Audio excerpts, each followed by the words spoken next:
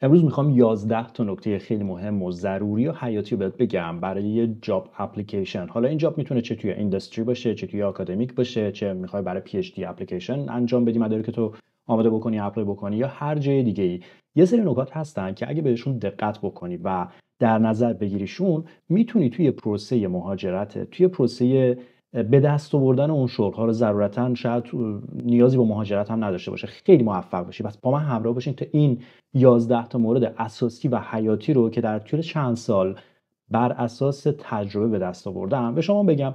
امیدوارم که به دردتون بخوره و یه کوچولو کمکتون بکنه که لول موفقیتتون رو بالاتر ببرین. مرسی از همراهیتون. خب بریم سر وقت موارد. مورد اول اینه که همیشه منتظر نباشین که آگهی شغلی رو برای شما بگذارن روی اینترنت و شما برین دنبال این که مثلا آها الان من یه دونه آگهی شغلی پیدا کردم برام اپلای بکنم. یه کانسپتی داریم به اسم cold emails یا همون دایرکت فرستادن برای افراد. حالا معمولا توی فضای شغلی و فضای پروفشنال به صورت ایمیل فرستادن انجام میشه. به این صورت که یه ایمیل میفرستین به طرف و بهش میگی که خب من فلانیم، تخصصم اینه و خیلی دوست دارم که باهات کار بکنم. میخوام ببینم که آیا موقعیت شغلی وجود داره، موقعیت وجود داره که من بیام پیش شما کار بکنم، برای شما کار بکنم یا نه. توی این نوع ایمیل نوشتن ها خیلی خیلی مهمه که چی بنویسین و چطور بنویسین. شما باید اینجا خیلی در ذهنتون اینو در نظر بگیرین که طرف مقابل چه چیزی نیاز داره، اون بیزینس یا اون کار طرف مقابل رو خوب بفهمید و درک بکنید تا بتونید خوب کانتریبیوت بکنید و چیزی که می‌نویسین طرف رو یه ذره اکسایتد بکنه که بتونه روش فکر بکنه. یا شاید مثلا اونها یه پوزیشنایی دارن، یه موقعیتایی توی ذهنشون هست که هنوز روی قلم نیاوردن، یا اینکه شما اصلا چنین پوزیشنی رو توی ذهنشون به وجود بیارین. مثلا بگی که من این تخصص رو دارم، میتونم بیام برای شما فلان کار خاص رو انجام بدم، نظرت چیه که من بیام و برای شما کار بکنم؟ طرف میشه میگه واو راست میگه، من تا حالا بهش فکر نکرده بودم، چقدر خوب میشه که این شخص بیاد و برای من کار بکنه. این نوع ایمیل فرستادن ها خیلی میتونه بهتون کمک بکنه که یه لول اپ خوب بکنید. یه روش دیگه اینجور کارها هم اینه که دی ام بفرستین، دایرکت مسیج. مثلا توی کجا؟ توی پلتفرم‌های مثل لینکدین یا توی خود مثلا سوشال میدیاهای دیگه. ممکنه طرف توی اینستاگرام باشه، توی جای مختلف اکتیو باشه، مهم نیست، هر جایی که میبینید اکتیو میتونید دی ام بفرستین و باهاش این موضوع رو مطرح بکنید و پیش ببرین. خیلی از افراد اینطوری تونستن برای خودشون موقعیتایی رو به وجود بیارن و موفق بشن توی پروسه جاب هانتینگ یا به دست آوردن شغل. این مورد اولی بود که میخواستم بهتون بگم. مورد دوم که به نظرم خیلی خیلی مهمه اینه که فرصت طلب باشین. Be opportunistic. فرصت طلب بودن به معنی بدی نیست. فرصت طلب بودن این که یعنی اینکه شما هوشیار باشین و بدونید که در چه موقعی باید چه کاری انجام بدین. بدونید که اگر مثلا الان یک استاد خیلی معروفی از امریکا اومده توی دانشگاه تهران داره سخنرانی میکنه، بریم به هر قیمتی که شده، بریم توی سخنرانیش بشینید، سوال بپرسید، انگیج بشید باهاش، ارتباط بگیریم و بریم بعداً پشت بندش باش صحبت بکنید. همونجا گرم تا تنور داغه تاق نونو بچسبونید. حالا این میتونه توی نمایشگاه ها باشه که شرکت های مختلف میان و اونجا تجهیزات خودشون رو میگذارن و معمولا منیجرهاشون هم اونجا هستن. میتونه توی کنفرانس های بین المللی باشه، میتونه توی سخنرانی های بین المللی باشه. حالا این سخنرانی ها میتونه به صورت حضوری باشه یا به صورت آنلاین، اصلا فرقی نمیکنه.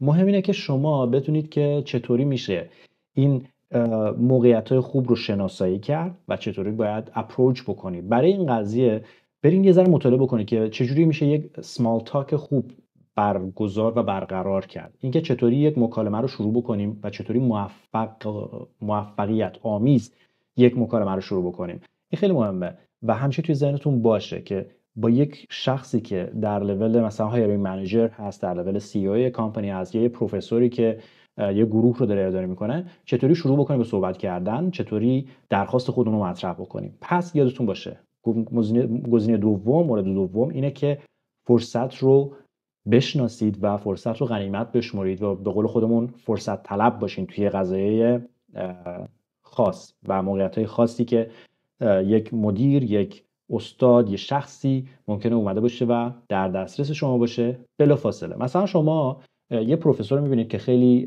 آدم باحالیه، توی اینستاگرام هم هست، مثلا یه لایو اینستاگرام گذاشته و یه سری حرفای زده، صحبتایی کرده.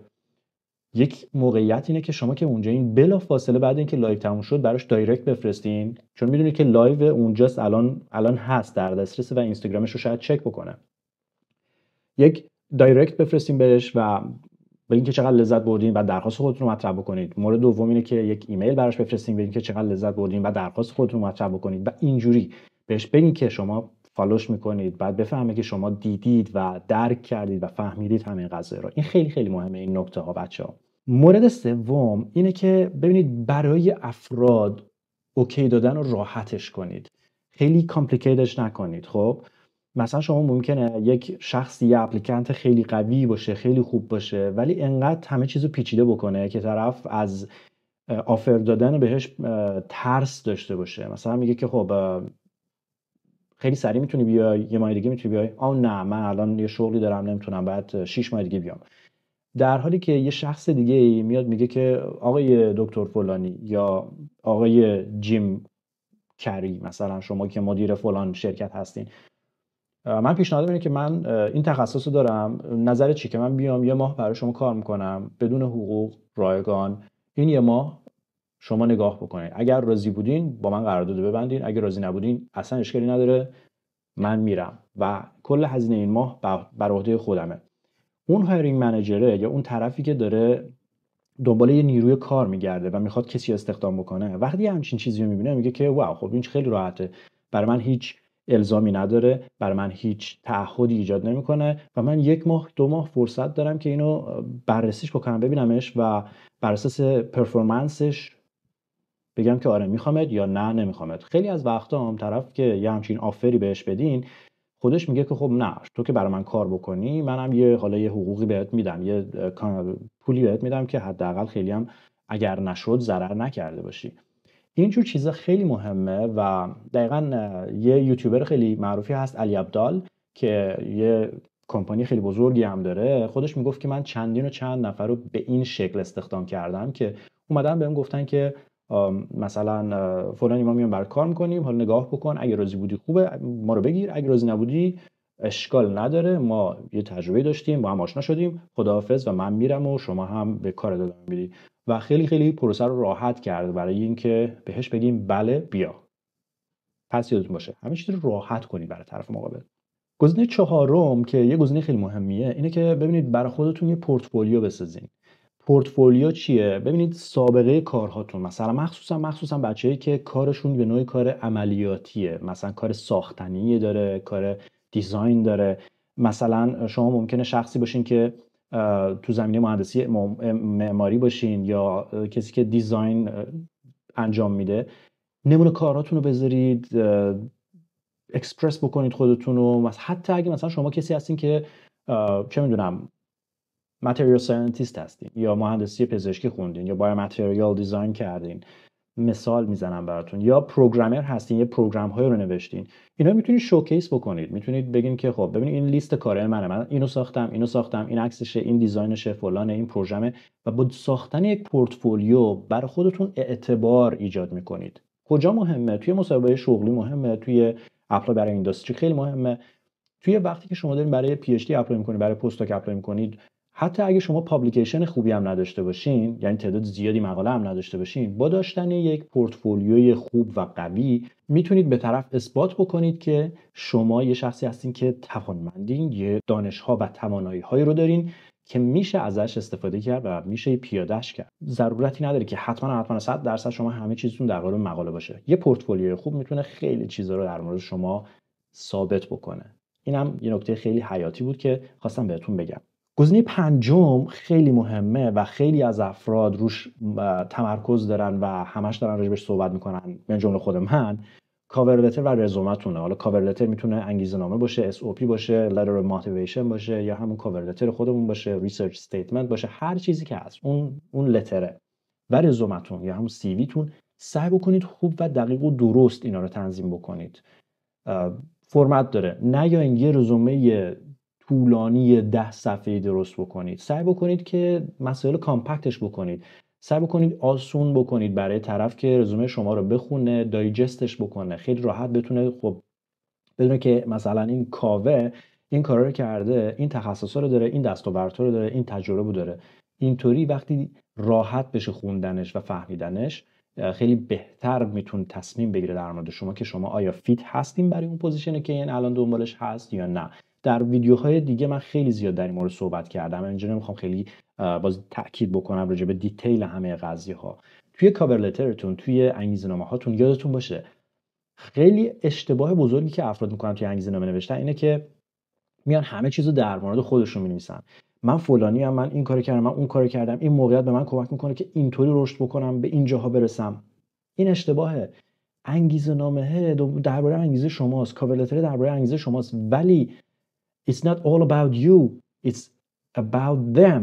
ببینید شما باید بهشون بگین که خب شما که اینقدر خوبین، اینقدر بلا بلا، چه ارزشی برای اون طرف مقابل ایجاد میکنی، چه ارزش افزوده‌ای داری برای طرف مقابل. این مهمه. اونا میخوان بفهمن که خب وقتی که شما رو استخدام کردن چه چیزی دستشون میاد، چه نکته مثبتی عایدشون میشه. کسی براش مهم نیست. فکر میکنه که اون پروفسور یا اون شخصی که دنبال نیروی کاره، براش مهمه که شما چقدر میتونه کریرتون دیولپ بشه، که چقدر پیشرفت بکنید با این کار. نه، در وهله اول براش مهمه که وقتی شما بیاین چطوری میتونید بهش کمک بکنید که اون پروژه انجام بشه. بعد حالا به عنوان یک ساید افکت چطوری این قضیه میتونه به شما هم کمک بکنه که رشد بکنید. پس یادتون باشه چطوری خودتون رو عرضه میکنید. ارزش افزوده. نکته ششمی که میخوام بهتون پیشنهاد بکنم روش فکر بکنید اینه که اپلیکیشن خودتون رو یه ذره متفاوتش بکنید. یادم یه روزی استاد منو صدا کرد، گفت که یه اپلیکانت داریم از یه دانشگاهی برای من اپلای کرده، بیا نگاه کن ببین که میخوایمش نمیخوایمش و اینا. دلیل این که منو صدا کرد و دلیل این که اون قضیه دید خیلی براش جالب بود، چون اپلیکانت خیلی مقاله خاصی نداشت، رزومش هم رزومه خیلی عجیب غریبی نبود، ولی یه فایل ویدیویی فرستاده بود، یه ویدیو خودش اونجا معرفی کرده بود کاراش رو، یه ذره کلیپ 2-3 دقیقه‌ای بود. اینجوری اپلیکیشن خودش رو یه ذره متفاوت کرده بود. بعد یه پورتفولیوی کارش هم گذاشته بود لای اپلیکیشنش. اینطوری طرف توی ویدیو صحبت کرده بود، خیلی خلاصه خودش رو معرفی کرده بود، کارهاشو گفته بود، گفته من این کارا رو بلدم، این کارو میکنم، بعد اینم کاریه که دارم انجام میدم در حال حاضر، و خیلی زیبا این قضیه رو درست کرده بود. یه ویدیو برای اپلیکیشن خود شما میتونه اپلیکیشنتون رو کامل تغییر بده و متفاوت نشون بده. یا اینکه مثلا بیاین خیلی ویژوال افکت ها بدیم به کاور لترتون، به سی ویتون، به جای اینکه سی وی خسته کننده باشه که همش متن و ایناست، بولت پوینتی باشه، نمودار و گراف بذارین توش، هیچ اشکالی نداره. این چیزها مدارک شما رو متغیر و متفاوت میکنه که هضم و درک و فهمش آسان تر میشه برای کسی که داره میخونه، در ضمن اینکه متفاوتش نشون میده و شاید کمک بکنه که طرف توجهش جلب بشه. یادتون باشه کسی که مثلا 50 تا رزومه رو داره بررسی میکنه، 50 تا کاور لتر رو داره بررسی میکنه، همشون شبیه همن.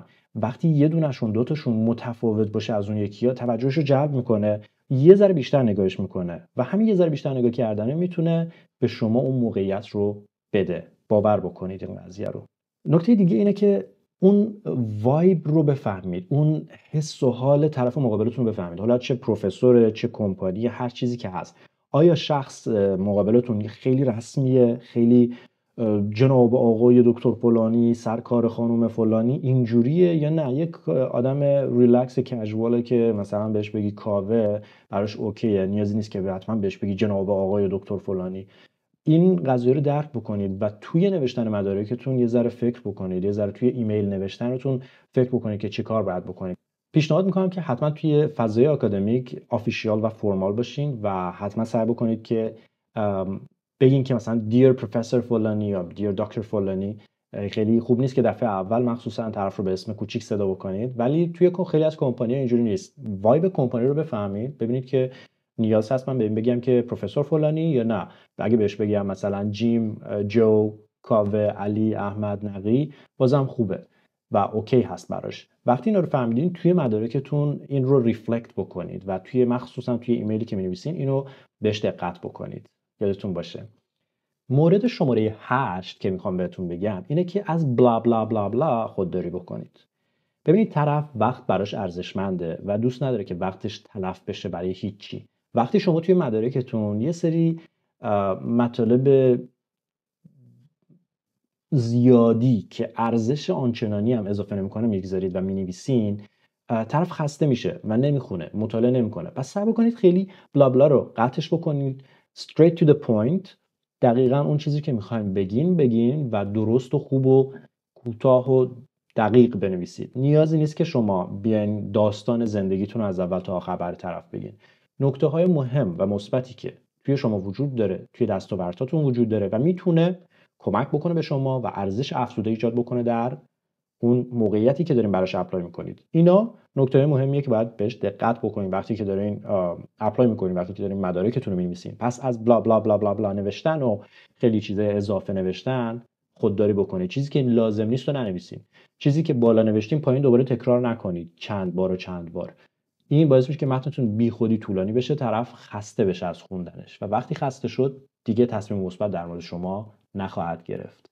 و مورد نهم که میخوام بهتون بگم اینه که واضح بنویسید و درست بنویسید که کی هستی، چی میخوای. ببینید خیلی‌ها به ما توی مدرسه به ما یاد ندادن که چطوری درست بنویسیم و خیلی از افرادم به نادرست برداشتشون اینه که اگه من بیام خیلی کلمه‌های سنگین و ثقیل انگلیسی توی متنم بگذارم، طرف میفهمه که من خیلی خفنم و اینا، به هم مثلا پوزیشن رو میده یا اون جاب اپلیکیشن هم موفق میشه. در حالی که اینجوری نیست. خیلی زبان ساده‌ای رو بگیرید و واضح بگین که چی میخوان و چی نمیخوان. طرف یهویی وقتی که میبینه که شما خیلی دیگه ادبی نوشتین متن رو، خیلی دیگه پیچ و خم دادین بهش، نمیدونه که چیکار کنه، نمیدونه که اون موقعیت رو بده نده، خیلی دو به شک میشه. وقتی که شما خیلی پیچیده بنویسین طرف دو به شک میشه، نمیدونه که اون موقعیت رو بده یا بهت نده. برای همین همیشه سعی بکنید که متن رو درست بنویسین و واضح و مشخص بنویسین. خیلی پیچ و تاب ندین. Straight to the point. امیدوارم که منتقل کرده باشم چی منظورم هست. مورد دهم، یکی از دوستان چند وقت پیش برام letter of motivation و رزومه‌ش رو فرستاد، گفت که کاوه اگه میتونی یه نگاهی بنداز براش. منم خب در قالب دوستی براش یه نگاهی کردم و چیزی که واضح و مشخص بود این بود که توی letter of motivationش هیچ اثری از انتوزیازم و motivation وجود نداشت. من بهش گفتم که ببین این اسمش letter of motivation هست، درسته که شما بایستی روی تجارب و تخصص و اینات بحث بکنی، ولی آقا جان یه ذرم انگیزه، یه ذرم اشتیاق و نشاط و اون موتیویشن رو بذار توش، بذار که توی نوشته هات نشون بدی که چقدر انگیزه داری برای اینکه اون کار رو به دست بیاری یا اون موقعیت تحصیل رو به دست بیاری یا هر چیزی که داری براش اپلای میکنی. پس یادتون باشه که اون خیلی لترتون خشک و بی روح و بی احساس نباشه، اون انگیزه اون احساسه توش باشه، اون وایب مثبت رو توش داشته باشه، طرف بفهمه با خوندنش که شما چقدر انگیزه داری برای پیشرفت، چقدر انگیزه داری که این شغل رو به دست بیاری، بیای to make a difference، بیای خیلی موفق باشی توی این حوزه. وقتی این انگیزه توش نباشه طرف یه ذره دو به شک میشه، چون خیلی از کارهای سختی هستن که وقتی انگیزه داشته باشی توش موفق میشی، وقتی انگیزه نداشته باشی معمولا توش موفق نمیشی. مورد آخری که میخوام بهتون بگم شاید خیلی در مورد خود اپلای کردن نباشه ولی خیلی مهمه.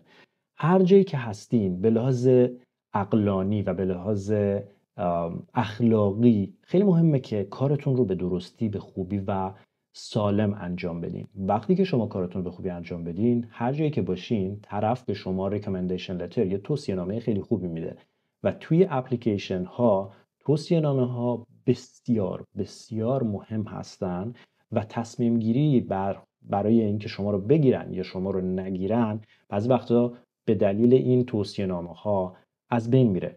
توی توصیه‌نامه ها هیچ کس نمیاد به شما توی توصیه‌نامه‌اش بنویسه که نه این شخص خوبی نیست نگیریدش. همه میگن که خب شخص خوبیه، شخص مناسبیه، بگیریدش و میتونید روش حساب بکنید. ولی پروفسورها، هایرینگ منیجرها، مدیر عاملها، اونایی که دنبال شخص هستن که بگیرنش، اصطلاحاً they can read between the lines. اونها میتونن بین خطوط رو بخونن. یعنی چی؟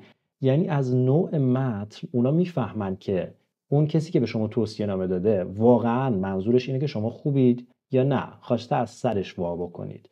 وقتی توی توصیه نامه 2-3 خطی بهتون میدن و میگن که بفرست، اینو نفرستین خیلی بیشتر به صلاحتونه تا اینکه بفرستین، چون طرف حتی وقت نگذاشته که در مورد شما یه صفحه توضیح بنویسه. پس یادتون باشه کاری که الان دارین انجام میدین هرچه بهتر و خوبتر انجامش بدین تضمینی هست برای اینکه کار بعدیتون رو بهتر و راحتتر به دست بیارین. پس حتما صادقانه با تمام قدرت کار بکنید. این بود 11 موردی که برای شما جمع آوری کردم خواستم امروز بهتون بگم. امیدوارم که به دردتون خورده باشه. حتما نظراتتون رو توی کامنت برام بنویسین و اگر این ویدیو رو دوست داشتین لایک بکنید و حمایت بکنید از کانال. ویدیوهای بعدی رو از دست ندید. خیلی مخلصم. من کاوه هستم، ددی ساینتیست و این کانال برای پیشرفت شماست.